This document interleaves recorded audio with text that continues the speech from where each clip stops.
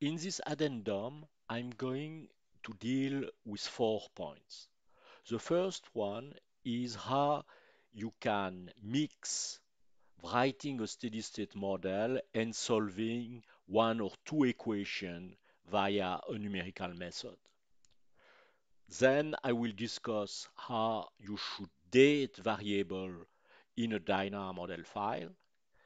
Then one word about log linearization. And finally, I will talk to you, I will tell you rather, how Dyna transform your mod file into MATLAB Octave M files.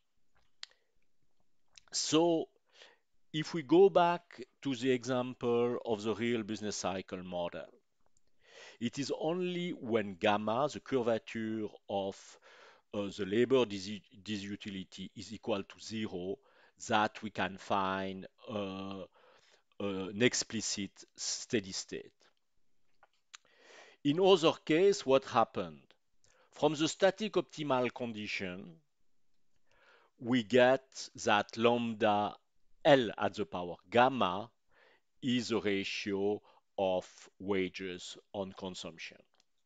Then from the definition of the marginal productivity of capital, we can compute the capital labor ratio as a function of the parameter of the model and the steady state return on capital.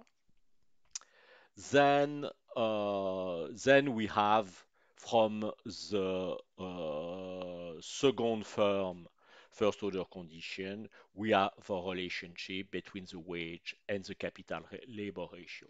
If we put all that together into the good market equilibrium relationship, then we end up with that equation in which L is the unknown. But you see, it's appear rather complicated because we have L linear here, L at the power of gamma here, L at the power of alpha, L at the power of 1 minus alpha that could be combined, then L here. So this equation, however you rewrite it, must be solved numerically.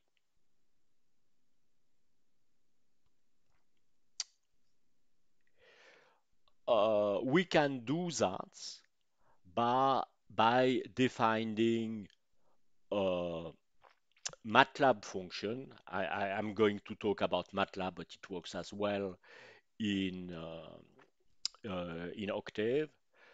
So my function will return the value of L, and I call it solve for L, and it will take at argument L0, an initial value for the steady state of labor services, the wage rate, the steady state wage, the steady state um, the, the steady state total factor productivity, capital labor ratio, then four parameters, alpha, delta, gamma, and G, the rate of growth. Then inside the function, I'm going to declare another this type using anonymous function that I call the handle myfun, and it's a function, it's an anonymous function with a single argument L that will return the right hand side of my previous equation minus the left-hand side. I have it here. And then I call the MATLAB Octave function F0 to find when my fun is equal to 0. If my fun returns 0, then L is a solution of this equation. So I want to find the zero of my fund starting at L0. This function must be written in a separate M file in the same directory as you have your mode file. Then in that case, I will rewrite the steady state model block in the mode file. A is equal, the steady state of A is 1. Then R is a function of the parameter. Capital labor ratio is a function of parameters and of R that I just determined there. The wage is a function of parameter and of the capital labor ratio. Then for L, I call the function as I have just written, solve for L. That depends only of things that I have already determined and of parameters. Then when I have obtained the steady state value of L, I can easily recover the capital stock by multiplying the capital labor ratio by labor, and consumption is W over L at the power of gamma, which is the first order condition, the static first order condition of the household problem. Okay? So then the remaining of RBC mod will work exactly the same way for the case where gamma is not equal to 0. Second point, dating variable in Dynar. To some extent, when you write a model, sometimes you have to think whether you should write a variable in t or in t minus 1 or even in t plus 1. For Dynar, we have a convention that let Dynar automatically recognize what we call in the literature predetermined and non-predetermined variable. But of course, the convention imposes that you must observe a few rules. The main convention is that period t variable are set during period t with index t on the basis of the state of the system at period t minus 1 and shock observed at the beginning of the period. So it must make sense that the solution function determines the variable of period t as a function of the previous state of the system and the shock observed at beginning of period t. That creates a problem for stock variable. As you know, stock variables can be expressed on various bases. You have the stock at the beginning of the period, you have the stock at the end of the period, and you also have the average stock during the period. If we consider that our variable must be decided upon by decision taken during period t, then it only makes sense to use stock variable on an end of period basis. It is your investment decision during period t that and depreciation that will determine how much capital you have installed at the end of the period. It is not always the case in macroeconomic papers.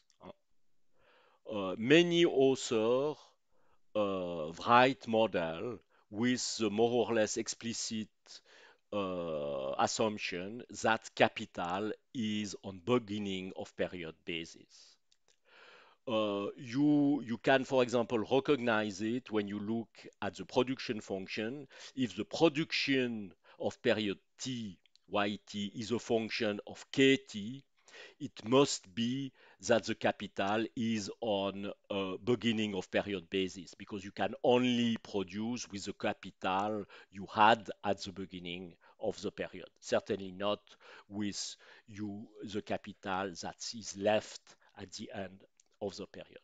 So in that case, you must in fact change the time basis for the stock variable in the model before writing the model to Dynar, and sometimes even before determining the first order optimality condition.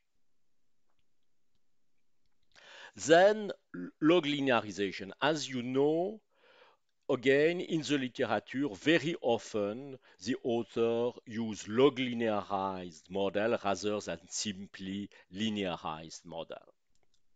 So taking a log linear approximation of a model is equivalent to take a linear approximation of a model with respect to the logarithm of the variable.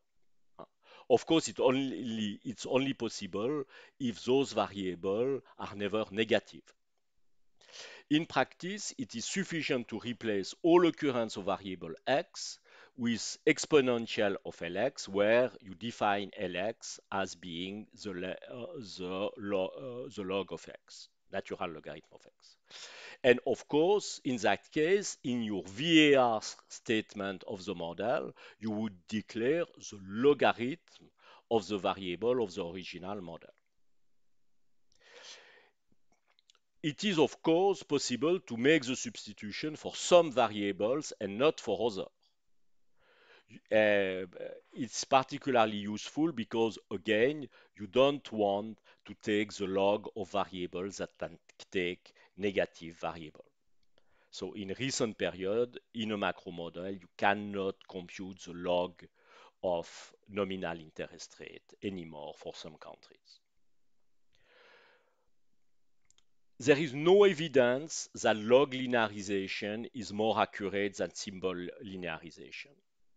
But in a growth model, it is often more natural to do log linearization because you get, when you take first differences, you get growth rates. Okay, for log linearization.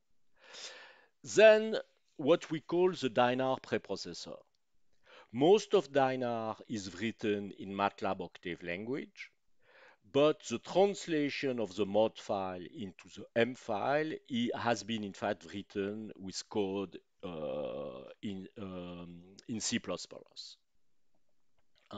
It is because Dynar solves generic problems that we must transform your own mod file into something that generic MATLAB function can read.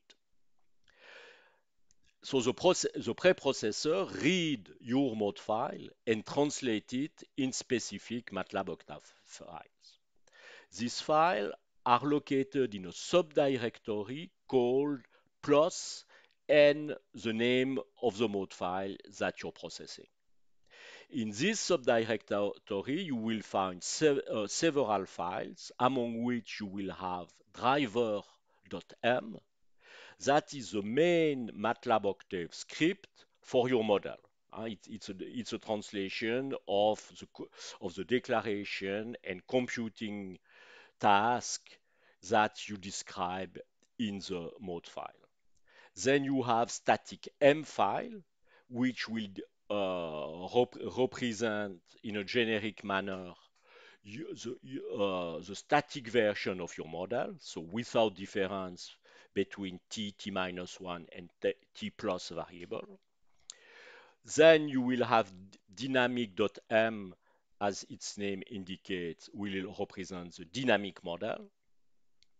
If you declare a steady state block model, it will be translated into steady state M. And then if, for example, you use leads and lags on more than one period, then Dynar will introduce auxiliary variable to bring it back to lead lag plus 1 minus 1 representation. And then using auxiliary variables, and the definition of those auxiliary variables are in set auxiliary variables.m for the static version of those variables, and set dynamic auxiliary variable.m for the dynamic version of the auxiliary variable function.